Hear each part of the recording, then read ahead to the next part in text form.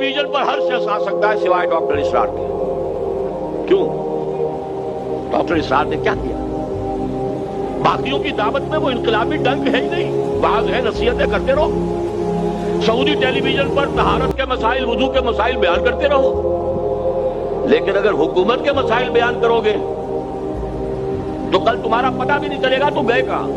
ملوکیت کی نفی کروں گا تو کیا ہوگا؟ جو ہوا ہے سینکڑوں تابعین کے ساتھ حجاج ابن یوسف کے ہاتھ، ہوگا کہ نہیں ہوگا؟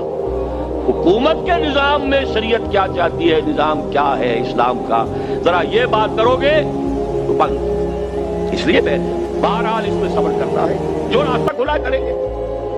اگر ایک چراغ حقیقت قبول کیا تم نے تو موت دودھ سے 100 آفتاب ابھریں گے.